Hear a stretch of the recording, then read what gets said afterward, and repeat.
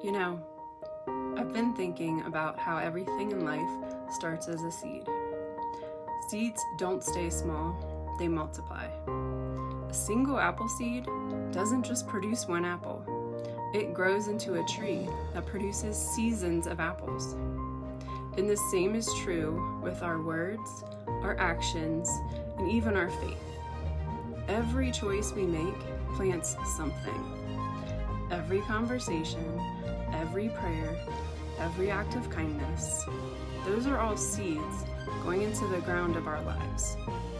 The question isn't if we're planting, it's what we're planting. Some seeds take longer to grow than others, and sometimes we don't see anything happening for a while, but that doesn't mean nothing's actually happening. Roots are forming where no one can see them. That's why it's so important to keep speaking words of life with consistency, even when it's hard to see what's growing underground. Galatians 6:7 says, "Do not be deceived. God is not mocked. For whatever one sows, that will he also reap." You don't have to wonder if it will come back around. It will. Because sowing and reaping isn't just a principle, it's a law written into creation itself. Now let's make that real and personal for a second. Think about one area of your life where you've been frustrated with the harvest. Maybe it's your relationships, your finances, your health, your peace, or even your sense of purpose. And ask yourself, what have I been sowing here? Have I been planting faith or frustration, encouragement or complaint, connection or comparison? The good news is, it's never too late to plant something new. You can start it today. Those small daily choices, those kind words, those acts of grace, they will grow. And the same truth applies to friendship. Friendships are gardens too.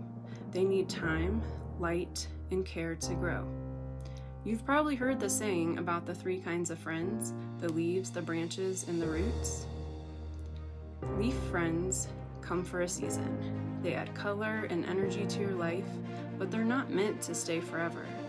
When the wind changes, they drift away, and that's okay. They served their purpose. Branch friends are stronger, but they need testing. You can lean on them, but some won't hold under the pressure. They might stay for a few seasons, and then life changes, and that's okay too. Growth always involves pruning. Root friends, those are the rare ones.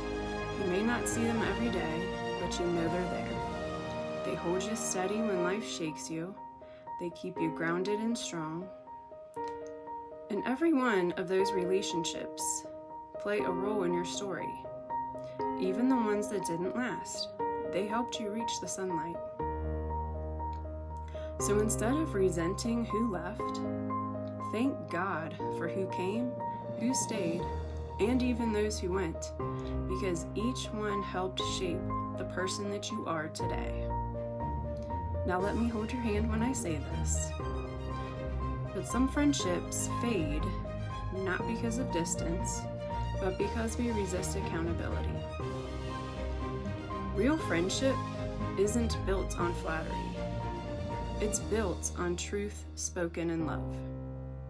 That means we can say, "Hey, I love you, but you're off track." And you can talk about it and still hug afterwards.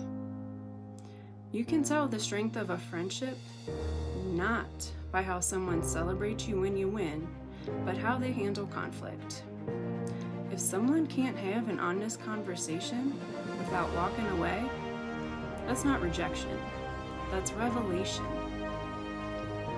When people show you their true colors, thank God for the clarity. Not everyone is meant to go with you into your next season, and that's okay, because God will always surround you with the roots you need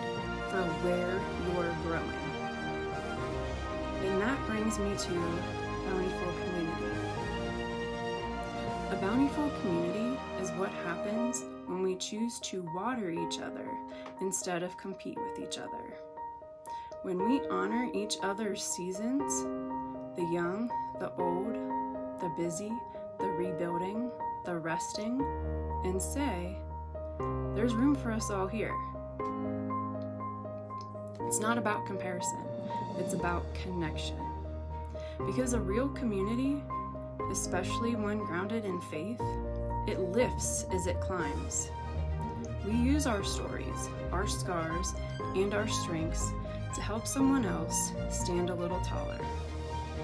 When we plant encouragement instead of criticism, grace instead of gossip, and generosity instead of jealousy, we create a harvest that feeds generations after us. So my challenge to you today is to plant something new. Speak life into your friendships, invest in the people around you, even if it's just a kind word, a helping hand, or a quiet prayer.